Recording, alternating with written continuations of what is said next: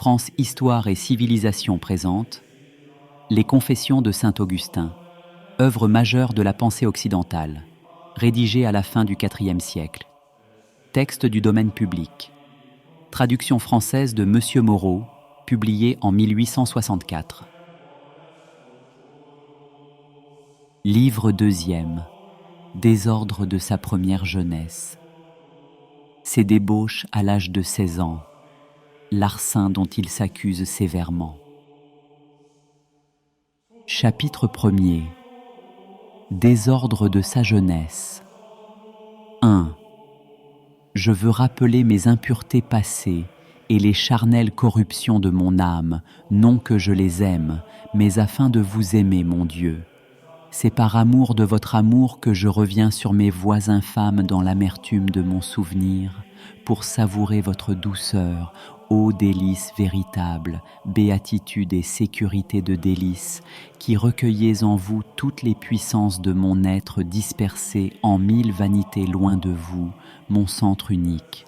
Car je brûlais dès mon adolescence de me rassasier de basses voluptés, et je n'eus pas honte de prodiguer la sève de ma vie à d'innombrables et ténébreuses amours, et ma beauté s'est flétrie, et je n'étais plus que pourriture à vos yeux, alors que je me plaisais à moi-même et désirais plaire aux yeux des hommes.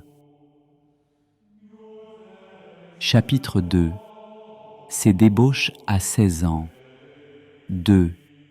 Ma plus vive jouissance n'était-elle pas d'aimer et d'être aimé? Mais je ne m'en tenais pas à ces liens d'âme à âme sur la chaste lisière de l'amitié spirituelle. D'impures vapeurs s'exhalaient des fangeuses convoitises de ma chair, de l'effervescence de la puberté. Elles couvraient et offusquaient mon cœur. La sérénité de l'amour était confondue avec les nuages de la débauche. L'une et l'autre fermentaient ensemble, et mon imbécile jeunesse était entraînée dans les précipices des passions et plongeait dans le gouffre du libertinage. Votre colère s'était amassée contre moi, et je l'ignorais.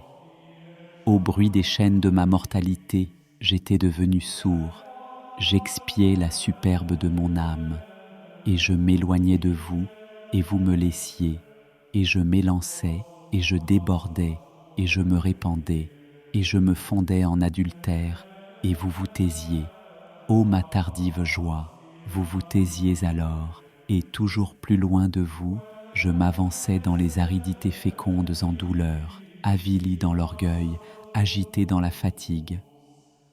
3. Qui eût alors modéré ma peine?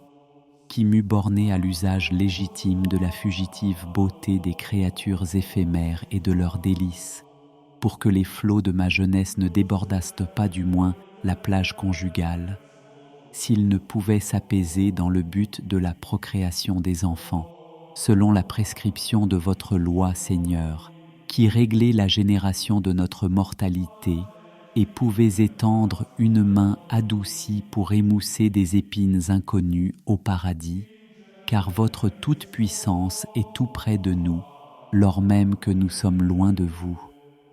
Que n'ai-je du moins écouté plus attentivement la voix de vos nuées? Ils souffriront des tribulations dans leur chair, et moi je vous les épargne.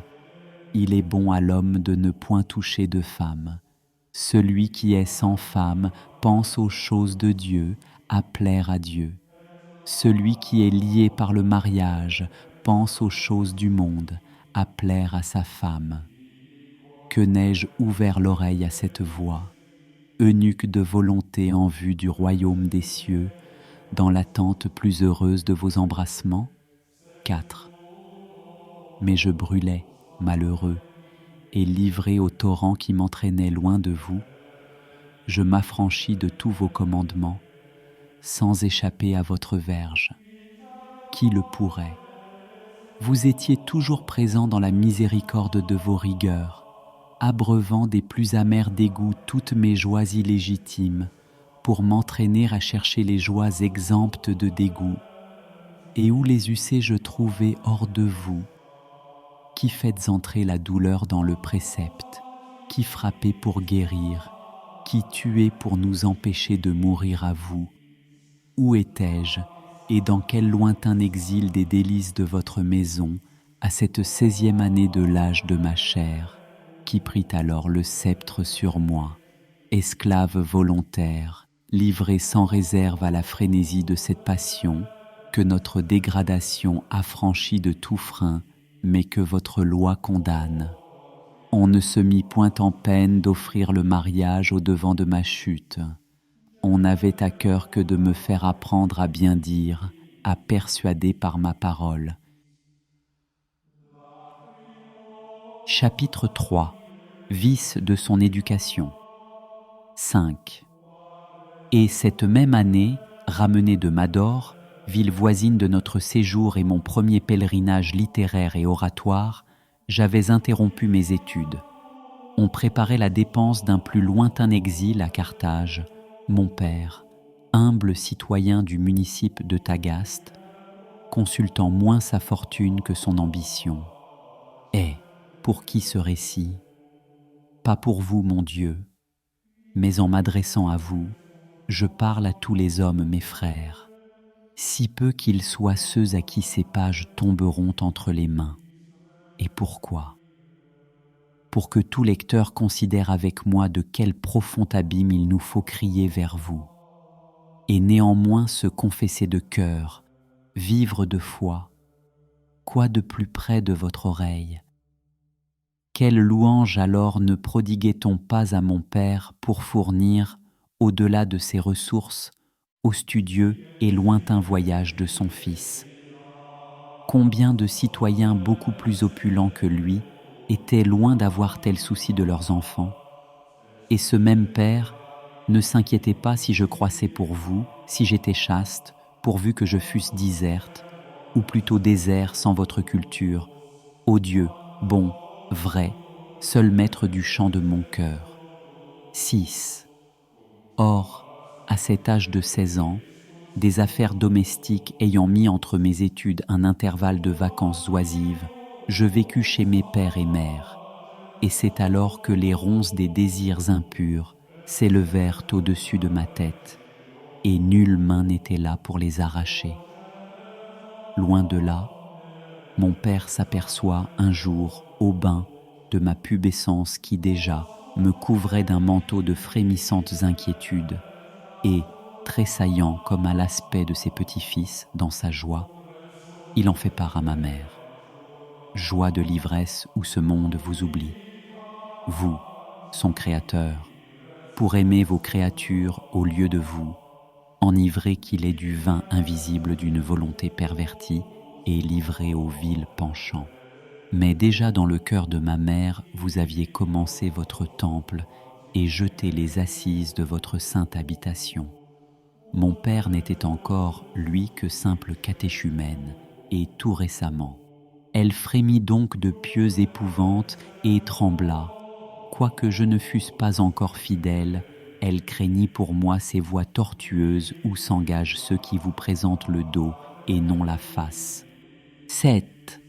Hélas, osais-je encore dire que vous gardiez le silence, ô mon Dieu, quand je m'éloignais de vous? Était-ce ainsi que vous vous taisiez pour moi? Et de qui étaient donc ces suaves paroles que par la bouche de ma mère, votre servante fidèle, vous me disiez à l'oreille? Et rien n'en descendait dans mon cœur pour l'incliner à l'obéissance. Elle me recommandait instamment et m'avertit un jour en secret avec quelle sollicitude. Je m'en souviens, de me dérober à tout amour impudique et surtout adultère. Je prenais cela pour des avis de femme que j'eusse rougi d'écouter, et c'étaient les vôtres, et je l'ignorais, et je pensais que vous vous taisiez, et que seule elle parlait, elle par qui vous me parliez, et c'est vous que je méprisais en elle, moi son fils, fils de votre servante, et votre serviteur. Mais je ne savais pas, et je me précipitais avec tant d'aveuglement qu'entre ceux de mon âge, j'étais honteux de mon infériorité de honte, car je les entendais se vanter de leurs excès et se glorifier d'autant plus qu'ils étaient plus infâmes, et j'avais à cœur de pécher, soif de plaisir et soif de gloire. Qu'y a-t-il de blâmable que le vice?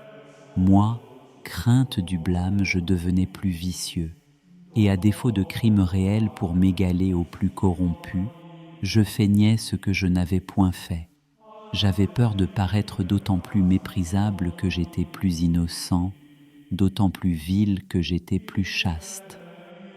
8. Voilà avec quel compagnon je courais les places de Babylone et me roulais dans sa fange comme dans des eaux de senteur et de parfum de cinnamome. Et pour m'attacher plus victorieusement au principe du péché, l'ennemi invisible me foulait aux pieds et me séduisait, si facile que j'étais à séduire. Sorti du cœur de la cité abominable, mais culminant, lent encore, dans les voies du retour, la mère de ma chair m'avertit bien de garder la pudeur. Et pourtant cette confidence de son mari n'éveilla pas en elle la pensée de resserrer dans les limites de l'amour conjugal, sinon de couper au vif ses instincts passionnés dont les germes, déjà si funestes, offraient à ses alarmes le présage des plus grands dangers. Elle négligea le remède dans la crainte que toute mon espérance ne fût entravée par la chaîne du mariage. Non pas cette espérance de la vie future qu'elle plaçait en vous, ma pieuse mère, mais l'espérance d'un avenir littéraire dont ils étaient l'un et l'autre trop jaloux pour moi. Lui, parce qu'il ne songeait guère à vous et rêvait des vanités pour moi. Elle, parce que loin de croire que ses études me fussent nuisibles, elle les regardait comme des échelons qui devaient m'élever jusqu'à votre possession. Telles sont les conjectures que hasardent mes souvenirs sur les dispositions de mes parents. Et puis au lieu d'user d'une sage sévérité, on lâchait la bride en mes divertissements à la multitude de mes passions déréglées, et un épais brouillard interceptait sans cesse à ma vue, ô mon Dieu, la lumière de votre vérité, et mon iniquité naissait comme de mon embonpoint. Chapitre 4. Larcin. 9.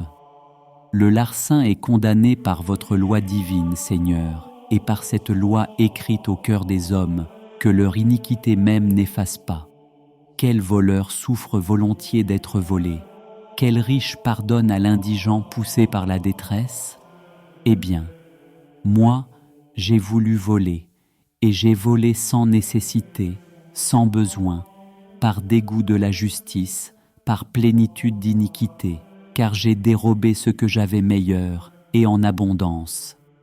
Et ce n'est pas de l'objet convoité par mon larcin, mais du larcin même et du péché que je voulais jouir.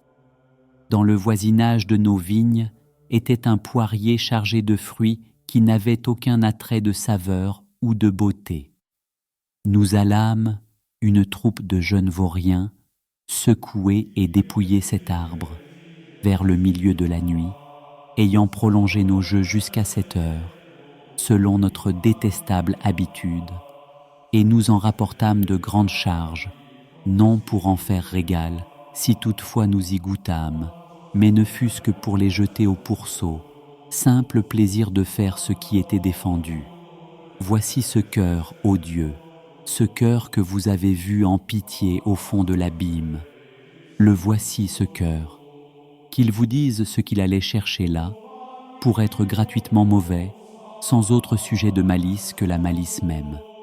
Hideuse qu'elle était, je l'ai aimée. J'ai aimé à périr. J'ai aimé ma difformité. Non l'objet qui me rendait difforme, mais ma difformité même, je l'ai aimée. Âme souillée, détachée de votre appui pour sa ruine, n'ayant dans la honte d'autre appétit que la honte. Mais quelle honte! Chapitre 5. On ne fait point le mal sans intérêt. 10. La beauté des corps telle que l'or, l'argent, a son attrait. L'attouchement est flatté par une convenance de rapport et à chaque sens correspond une certaine modification des objets. L'honneur temporel, la puissance de commander et de vaincre ont leur beauté, d'où naît aussi la soif de la vengeance. Et pour atteindre à ces jouissances, nous ne devons pas sortir de vous, Seigneur, ni dévier de votre loi. Cette vie même que nous vivons ici-bas a pour nous charmé sa mesure de beauté et sa juste proportion avec toutes les beautés inférieures. Le nœud si cher de l'amitié humaine trouve sa douceur dans l'unité de plusieurs âmes, cause de péché que tout cela, quand le dérèglement de nos affections abandonne, pour ces biens infimes, les plus excellents, les plus sublimes, vous, Seigneur notre Dieu, et votre vérité et votre loi. Ces biens d'ici-bas ont leur charme, mais qu'est-il auprès de mon Dieu, créateur de l'univers, unique joie du juste, délice des cœurs droits? 11. Recherche-t-on la cause d'un crime? On y croit d'ordinaire. Que s'il apparaît un désir d'obtenir, une crainte de perdre quelqu'un de ces biens infimes dont nous parlons, car ils ont leur grâce et leur beauté, mais qu'ils sont bas et rampants, si l'on songe au trésor de la gloire et de la béatitude. Il a été homicide. Pourquoi? Il convoitait la femme ou l'héritage de son frère. Il a voulu le voler pour vivre, ou se mettre en garde contre ses larcins. Il brûlait de venger une offense. Aurait-il tué pour le plaisir même du meurtre? Est-ce croyable? Car s'il est dit de cet homme, monstre de démence et de cruauté, qu'il était gratuitement méchant et cruel, nous savons néanmoins pourquoi. Il craignait, dit l'historien, que le repos n'énervât sa main ou son cœur. Mais ici encore, pourquoi? Il voulait que cette pratique du crime le rendît maître de Rome, fit tomber dans ses mains honneur, richesse, autorité, l'affranchit de la crainte des lois et de cette détresse où le réduisait la perte de sa fortune et la conscience de ses crimes. Ce Catilina n'aimait donc pas ses forfaits mêmes, mais la fin qui le portait à les commettre. Chapitre 6. Il se trouve dans les péchés une imitation fausse des perfections divines. 12. Qu'ai-je donc aimé en toi, malheureux larcin, crime nocturne de mes 16 ans? Tu n'étais pas beau, étant un larcin, et tu m'aimes quelque chose pour que je parle à toi.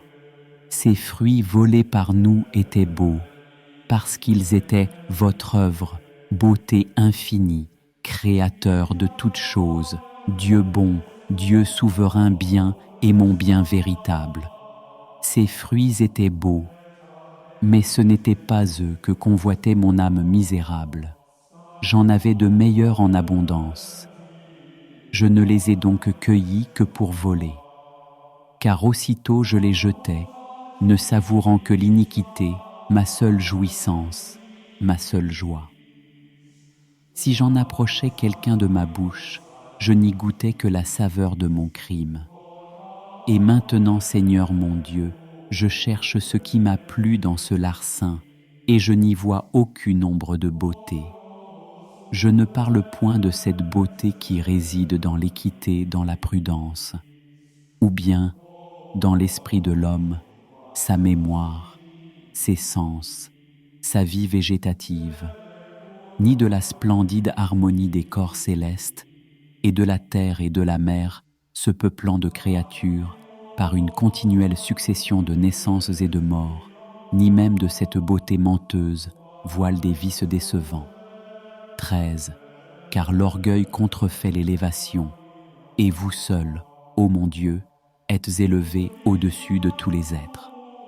L'ambition, que cherche-t-elle, sinon les honneurs et la gloire? Et vous seul devez être honoré, seul glorifié dans tous les siècles. La tyrannie veut se faire craindre, et qui est à craindre que vous seul, ô Dieu? Votre pouvoir se laisse-t-il jamais rien ravir, rien soustraire? Quand? Où? Par qui se pourrait-il? Et les profanes caresses veulent surprendre l'amour. Mais quoi de plus caressant que votre amour?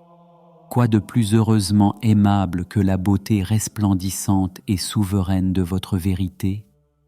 La curiosité se donne pour la passion de la science, et vous seul possédez la science universelle et suprême.